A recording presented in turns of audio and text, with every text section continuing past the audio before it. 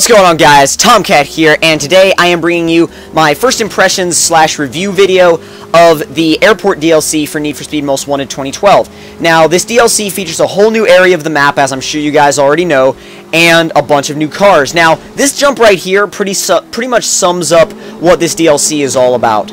Big Air. That is what this DLC is about. If you don't like Big Air, then avoid this DLC at all costs. But if you love crazy jumps and big air and just insane fun, then I highly recommend picking up this DLC because it is totally worth it. It's by far the best DLC pack for Need for Speed Most Wanted. The other ones just don't compare to this one. I mean, if you want just cars, then the other packs are great, but if you want a total package, then this is definitely the DLC pack to go for. I mean, you got this whole new area of the map, you got colored smoke for your drift tires, as you see me using right now, which, by the way, I think is an awesome touch, and you have, you got your area, like I said, and you got a ton of new cars, like I'm driving right now, the Porsche 918 Spyder. Now, you might be saying, well, the 918 Spyder is already in the, sort of stock version of Need for Speed Most Wanted. Well, it sort of is.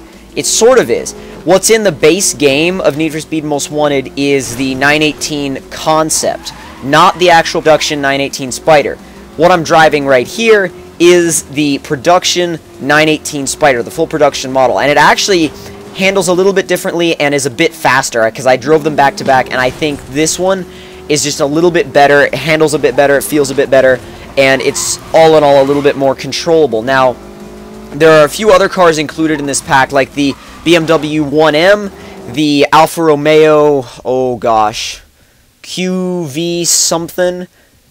Oh gosh, I can't remember the name right off the top of my head, as well as the Ford Fiesta ST. Now, I may be missing one, but I don't think so. If there's one that I missed, then let me know in the comment section below. But some people might think that, there's no reason to include cars like a small Alfa Romeo hatchback or the Ford Fiesta ST, but I think it adds some variety to the game. And speaking of variety, that crazy cop car transformer monster is awesome. You can tell that the guys at Criterion had a lot of fun coming out with this pack, because it really, really shows. When a studio puts their heart and soul into something, it really shows, and you can definitely see that they've done a good job with this, that they've definitely put a lot into it, and they kind of put a lot of themselves into it. They put a lot of their own touches on it, and it really, really shows. It's a well-done DLC.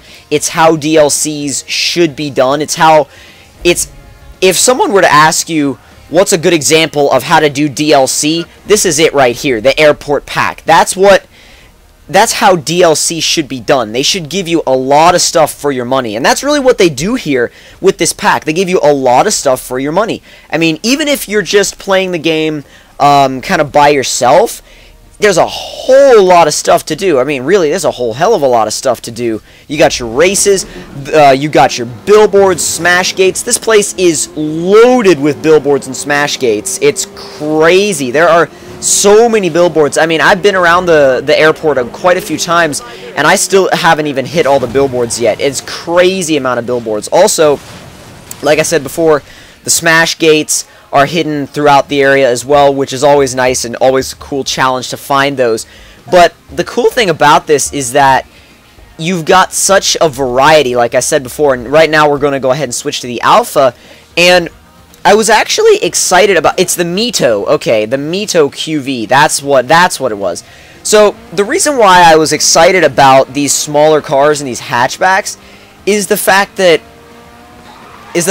not only are they fun to use in general, but they add another dimension to the game. You have to approach the game and the gameplay a little bit differently. I mean, if you're in a Bugatti Veyron, you can go and hit every jump instantly, get away from the cops instantly, but using these using these slower hatchbacks and stuff, it actually makes these pursuit challenges really challenging, and it's a nice challenge to have, actually, when if you've been playing the game for a while and it might be starting to get a little stale, or you want some kind of a different challenge.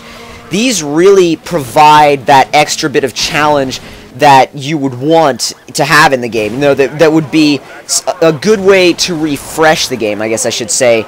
Because, honestly, it does. Because, I mean, honestly, cop chases can be a little bit boring if you're always escaping them within, like, you know, 20 or 30 seconds with, you know, a hypercar. And don't get me wrong, hypercars are super fun to drive, but we're just talking about cop chases here. But with the cop chases, if you make them a bit longer and a bit more challenging, then you can really increase the level of engagement during gameplay, and it really adds a whole new level of engagement to the gameplay, and it makes it a whole lot more fun, I think, because I like my games to have challenge. I like there to be an aspect of challenge and an aspect of, you know, like instead of, you know, oh, this is going to be super easy, I know I can get away from these cops, I like to use these little hatchbacks and stuff because it adds an element of, you know, oh my god, am I going to be able to get away? You know, so that's what these little hatchbacks bring about,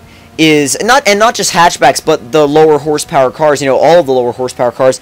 It adds this new dimension of challenge, and which gets even crazier when you go into multiplayer, because trying to do challenges in, like, with everybody in, you know, Alfa Mitos or Fiesta STs is actually a lot of fun, because you have to change up your entire play style. You can't just play the way you normally play, and racing with these things with these little hatchbacks is an absolute blast, because it's funny how slow you're going, because you're so used to going crazy fast, but going that slow is actually hilarious. It's really, really hilarious, especially online.